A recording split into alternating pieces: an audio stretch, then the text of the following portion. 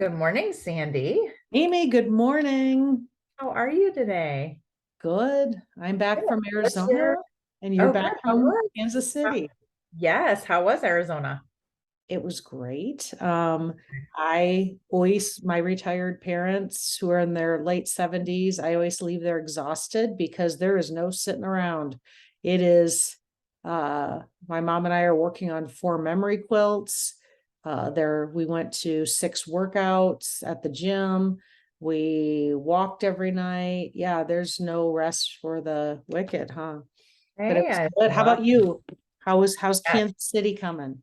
Kansas City's coming well. I've been there twice in the last week, and we are figuring out where we're going to be and what our new lifestyle is going to be like, which is a little bit what we're talking about today. A good segue into this topic of lifestyle fatigue. And I was doing a little bit of reading on this. You know me. I was digging in. And part of this lifestyle fatigue is actually almost a depression. Like it is close to depression, but Mhm. it's this feeling like you're stuck in a rut. Have you ever felt like you're stuck in a rut? Yes. And I got to tell you, when I first saw the headlines to the articles and you and I started discussing this as a topic, I thought lifestyle fatigue was different than what it really is. So when I heard the term lifestyle fatigue, what I did is I pictured myself back in the day when I was just running the kids around and going to every social event. And then it's really come up as a topic, lifestyle fatigue post COVID, because people are revisiting. So I thought lifestyle fatigue was people re-looking at their lives and not wanting to do as much, but it really isn't. It's feeling stuck. And then, Yeah. like you said, it's feeling stuck, and then it's deciphering whether that feeling stuck is a true medical depression or whether it's a state of being, which kind of goes back to our past topic on how to decide past topics and how to pivot. Because if you're stuck, you need to do something. But this gets a little, is it depression where you need some counseling, or do you need to make some changes in your life? So, yeah, it was a very, very interesting read on this subject. And to answer your question, I've absolutely felt stuck before. Garrett and I always call it being in a funk. And we'd ask each other, "You seem to be in a funk. What's going on? You've been in a funk lately." That was just the word we would use. And we would dissect why we're in a funk, but it really was kind of feeling stuck somewhere. Yeah. Yeah, I will tell you, I was along the same lines as you when I read lifestyle fatigue, Mm-hmm. because I work with a lot of clients that are overwhelmed with the lifestyle they've created. They're overwhelmed. Created. Yeah, so they've created these lifestyles where they're consuming a lot. And I mean like buying a lot. They're filling their they're spending a lot of money on stuff. They're they're doing a lot for their children, so they're busy all the time doing things for other people, and it's exhausting. So stuff's coming in, they want stuff, they're filling their homes, they're filling their calendars, like everything's full, and they're exhausted. So that's exactly what I thought when I read lifestyle fatigue. And reading it and digging into it, I was like, oh yes, so this is something a little different. Which, and I'm with you. I've felt stuck many times. Like it goes in and out. Mhm. It's not something, I don't think it's completely unnormal to ever feel stuck. You know what I mean? Like it's just normal to feel that way every once in a while. One of the things I read though is the pandemic was part of this where people are feeling more stuck because of the pandemic, they've had to isolate and Mhm. they had to stream more movies. They've been more attached to their devices. They're more attached to just being at home and not being able to get out. And then it just kind of manifested into a longer term stuckness. And I thought that it was interesting too that most people realized that they felt that way during the pandemic. And one thing I read is that the thought was once there was a vaccination, once people could go out, they would automatically feel better, but they're not. And I call that good reflection, because the periods in my life where I felt stuck or in a funk was when life stopped for me and I had to make a decision. It's easy to stay in the cycle and not let yourself feel, right? And keep doing what you're doing. And when you have those natural, or not natural, when you have those transitions that happen, like the pandemic, a lot of times it's a change of a job that you didn't see coming. Empty nesters, right? That all of a sudden you're like, oh my gosh, I'm, how do I fill my time, right? I don't feel fulfilled. Well, and some of the things that you're mentioning are external factors that are forcing you to change Mhm. because something in life has happened, like you need to find a new job, but there's something that's triggered this change to help get you out of the funk, or get you unstuck. But if you're just chugging along and there's nothing changing, then Right. you have to do something to create that change. And I think that's where it can be challenging. And I think, and I'm going to go back to the pivots. Here's where it's not choosing the big pivot. Okay, I've got to make a big, it's choosing the small pivots first. They're the best practice to the successful big pivot, is constantly making small pivots and reassessing and saying, am I happy? Am I fulfilled? What do I need to change that? Honestly, some days for me, I think about it every day. And then I say, you know what? I'm going to spend more time outside. I'm going to take a walk. I'm going to change how I pattern my day and do more enjoyable things. But it's those things and the assessment that help you if something big happens, like the pandemic, where you can adapt better, or a life change, or when you decide, I'm going to do something big, like move, right? Or switch jobs, you're more equipped to pivot because you practice it every day. Right, right. It's easier to change is easier when you're doing small It changes. is all the time, and knowing how to effectively do them Right, based right. on you.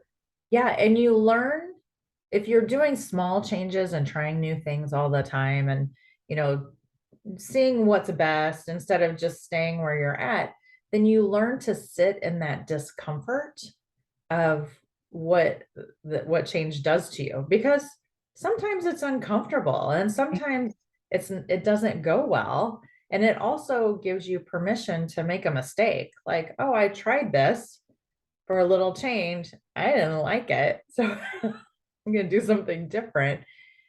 But doing it on the small stuff gives you the experience to handle the big stuff better.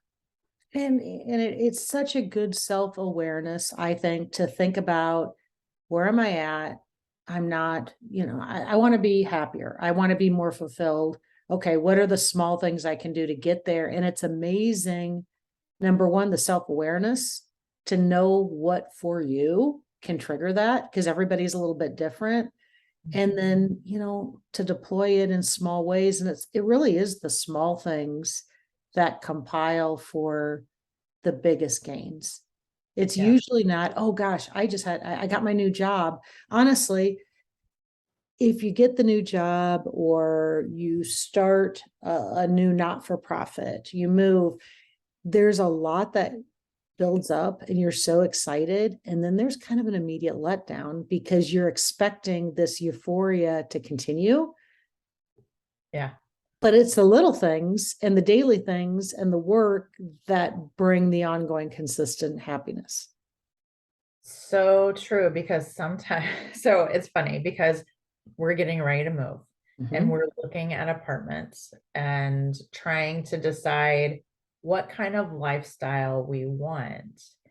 And I keep going through this and imagining this really great, exciting time. And then I was like, all right, I need to lower my expectations of it's going to be great, but I need to think about the daily. what is the daily gonna feel like in these spaces? Because you can, you can look at the gym and say, oh, I'll be able to do the gym 2 or 3 hours a day. I'll be able to, like, all of these great, fabulous things. And I'm like, okay, what's the reality of this? No, I'm not going to be at the gym 3 hours a day. I'm not going to, but I might be there half an hour a day since it's right down the stairs. You know what I mean? Like, what's the reality?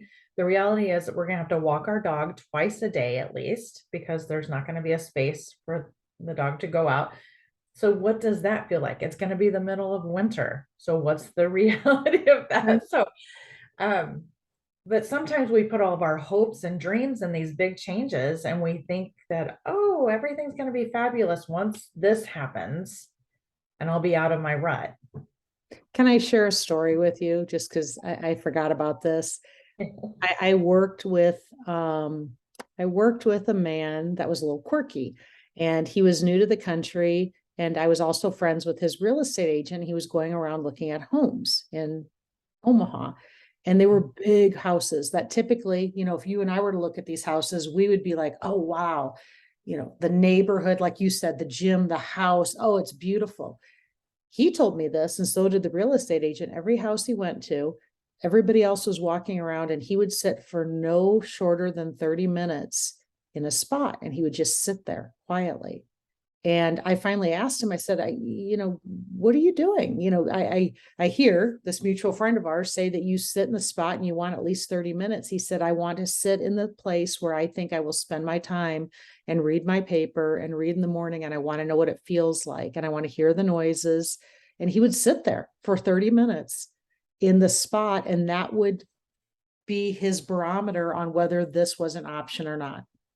And that's what he would do. And you and I were talking about lighting, windows. How does that feel in your daily life, right? Is there enough sunshine? What does your thoughtful spot look like? What does the space feel like? Not in pictures and in what it looks like to others when they drive by, but how does it feel for you to live in it on a daily basis? Daily life is in the dailies Yeah. and focusing on what is happening and what you're surrounded by in the dailies is what's gonna bring you comfort and content. Yes, I will tell you, we have gone through so many apartments and the feels, some of them were really cool with character. Some of them had great square footage because we're coming from a bigger house. So it's like, oh, how are we going to do this? And the story I was sharing with you this morning was we picked one on Saturday. We had decided it was a great location, it had great amenities, but the apartment that we were getting had a balcony, which is nice, and it had a window around the balcony and a glass door that were by the kitchen, but there were no other windows in the living space. Mhm. We're like, oh, we'll be okay. There's a balcony. And so, that's a bonus. Well, this is Saturday. We picked it out. We're like, we can do this. Sunday morning, my husband and I, we both woke up and we're like, yeah, I don't think I can do it because we sit in our living room right now and sun's coming in and we're looking out the windows. We see trees. And so it was like where we're sitting right now, we would see walls. That's all we would see in the kitchen. And we would see the window from the side, but we wouldn't be able to look out the window. So it was like, I don't think it's going to work. That is just not going to be a daily space we enjoy. So it's realizing that and giving us time. Here's the other thing I'll say about change is because we could have signed the papers on Saturday and said, we're doing this. Like that's how confident we were. And on Sunday morning, when we both changed our mind and then we picked our second one, we're like, okay, we need to sit with this one for a little bit to make sure, Right. like, because now it's like, okay, now we need to envision that. So change, you can manage change without being super impulsive. And I am more impulsive. I'm just going to say I'm more of, oh, that's a great space. Let's sign the papers. So Right. I appreciate, my husband's a little bit more deliberate. So that's been helpful to just slow me down and think through it more. So Amy, can I ask you a question as it relates to lifestyle fatigue? So I always see change as an opportunity, but that's probably the Pollyanna in me that I just, whatever change there is just an opportunity. So my experience has been, and I thought about this with the lifestyle fatigue, I kind of was in that funk, that stuck because I had my last going out of high school. I was doing work kind of just to do work, to go through the motions. But then I got a clean slate. And the clean slate made me think through all kinds of things like, do I really want to network anymore? Do I want to be in a book club? Pretty much everything I was doing to fill my time, I got a clean slate. And when I say I should say we. Garrett and I got a clean slate for how we wanted to fill our time. Because a lot of back to lifestyle is what do we do to fill our time? Lifestyle, right? Time filling. So have you and Tom had any conversations about what that's going to look like? Have you gotten to that point yet? Do you envision something different? Are you looking for things the same? What's your lifestyle outlook with your change? That is such a good question. We haven't quite gotten there yet. I will tell you, we've had some discussions because right now we're making so many big decisions, right, that we're talking about the big stuff right now. Like, where are we going to live? Where are we going to park? Where are we going to walk the dog? What are the things that we need in a space? We're talking about the big stuff right now. So, but we have had some conversations because when we were in Kansas City and we were on the streetcar and we're going between all of these spaces that we're looking at, and my husband brought up the opportunity to, oh no, we were looking at one that was off the streetcar. That was probably a mile away. And it was a great space too. And we were talking about it. We're like, okay, so our daily in this space is going to be getting in the car and going somewhere because there's nothing else. There's one place next door to it. It was a dog park with a bar, which is a great space to have right next door to your, and there was a big park. But if you needed anything else, you had to drive. And so, although it was wonderful and the apartment was wonderful, I'm like, is that the lifestyle we want? Like, do we want to have to get in the car to go anywhere? And that's when it was a little bit of a, okay, what's the daily look like? No, we don't want to have to get in the car. We want to be able to walk to a restaurant. We want to be able to hop on the streetcar and have access to this whole area in Kansas City. And so we've had some of those discussions. We haven't had activity discussions yet, though. Like, what do we want to get involved in when we get there? What do we want to do different? What do we want to do the same? So that's the stuff we haven't been able to dig into yet. I think a lot of people don't have that conversation. Even I think about when Garrett and I got married, we had been dating before, but that's when it gets real. And we had changed our weekends when we had our kids. We were basically together all the time. We went back and forth between kids, but we never had a conversation on our lifestyle changing. We both tried to fit the other into our current lifestyles. And it was a lot.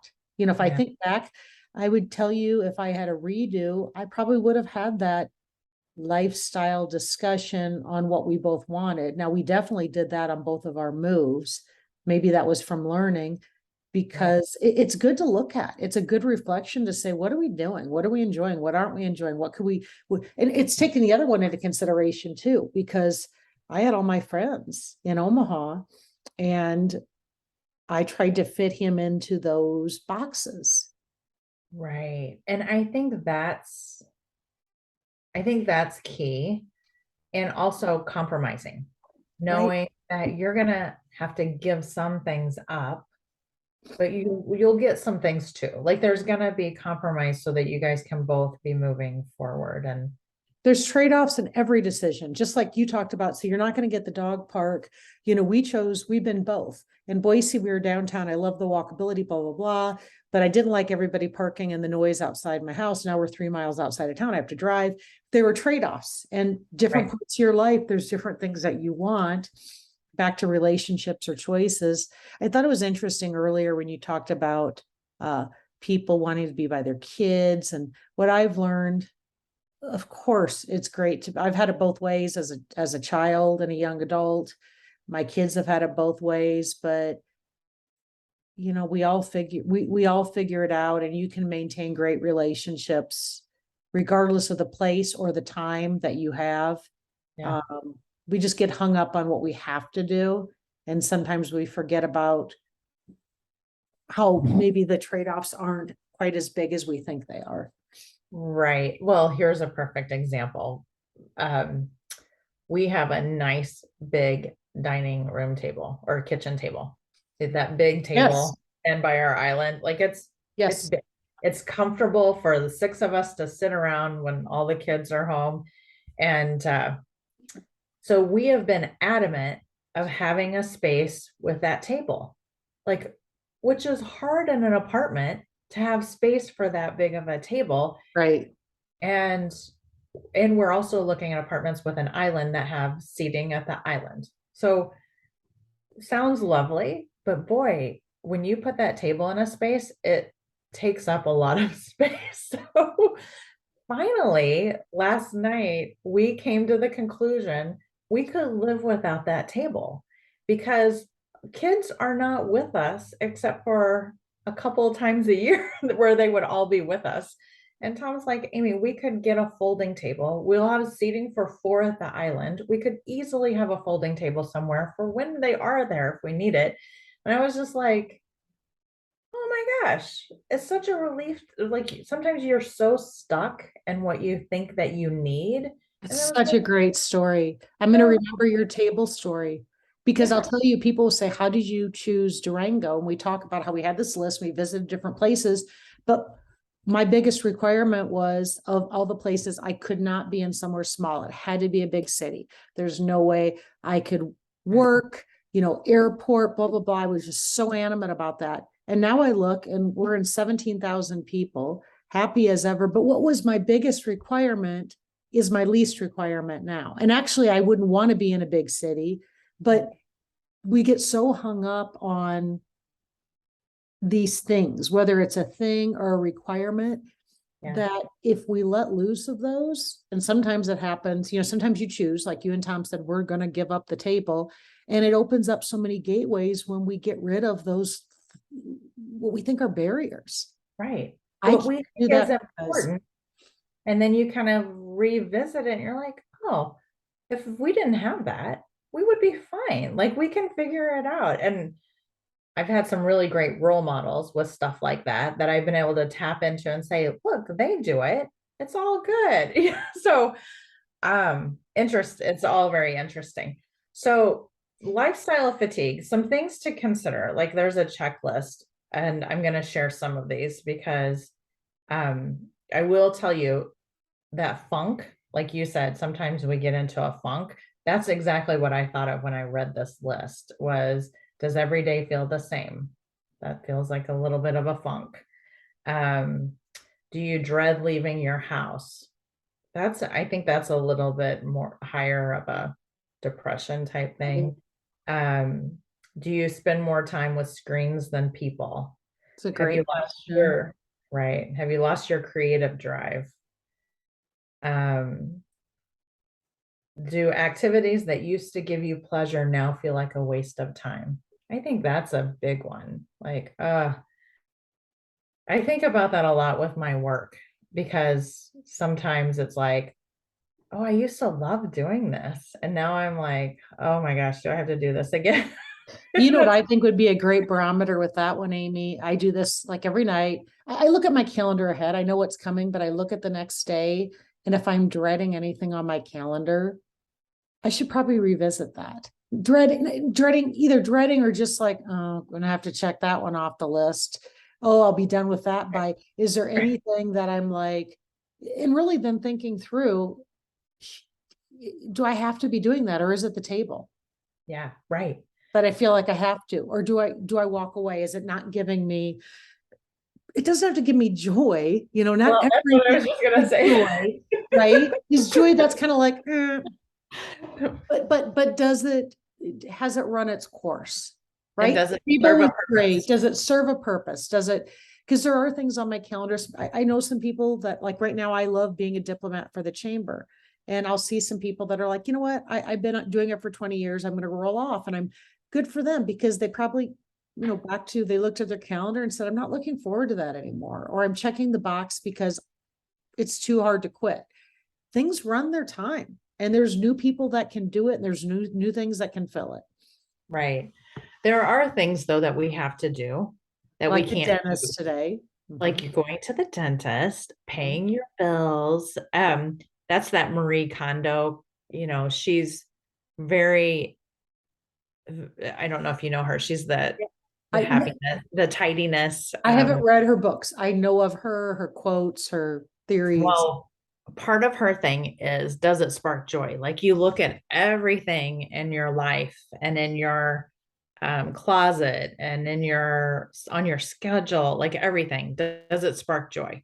Well, not everything's going to spark joy. Like, so you got to pay your bills. You have to, even if you don't enjoy cooking, you still have to fix dinner. Like, there's There's some things I do so with my husband that don't spark joy, but they're things that spark joy for him. So I'm going to do them, right? right, right. And Helping some my of us, kids. Yeah, there's things that not everything sparks joy, but it also is doing it for somebody else, or it's just a matter of living, right? and if you can choose things, if you're choosing things that don't spark joy, then that's a different conversation. Like if you are like putting things on your calendar, like being an ambassador, or, whatever, then that's a different conversation of what can I do?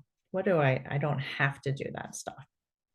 And part of this whole lifestyle fatigue too is the word that I kept thinking of is avoidance. Because the reason I'm looking at screens or staying at home, not wanting to leave, is I'm probably avoiding something. Yeah. Whether if I just stay here, then I don't have to face that thing I don't want to do, right? Or and sometimes that's a choice, right? The choice of doing something different, or just avoiding telling somebody no. I had a friend that I knew that if we set up a lunch, I had a 20% chance that she would show up. And she probably had a lot of this lifestyle fatigue, but showing up was hard for her. Maybe it was depression too, but there was an avoidance there of something. Yeah. Yeah. That's one of the remedies, or some of the remedies. The biggest remedy, I will say, that's in this article, which I'll post the article in the show notes, is change, making big or small changes. And they gave examples of, just reorganizing a kitchen can feel empowering and refreshing. Signing up for a dance class, booking a trip. I love, and we don't have do we have any trips coming? We do have a trip coming up. But it's always funny, when my kids were younger, I was always planning our next trip, because it's like, oh, we just did this. Okay, where are we doing again? When are we doing it? So it was like a constant planning of trips, which was always very refreshing. So those are some helpful, small, big Those are changes. great. I love About. those. Well, Sandy, thank you. This is good. I think this ties a lot to, like you said earlier, the pivot conversation and the conversations that we've had before in this season and in the past seasons. It's all about changing, living your ideal. And making it in the daily. I mean, if you want to move to Kansas City, that is wonderful, but you don't have to make the big moves to make the big change in your life. It's the little ones, and the little ones equip you for the big ones. Yeah. Well, I hope I'm equipped, because what I'm discovering is I have to change a lot of things. I have to find a new hairstylist. I have to find a new dentist. There's so much change. So here we go. Let's go. You got this, Amy. I got it. All right. Thank you, All Sandy. right. Thank Good you. week. You too. All Bye right. bye.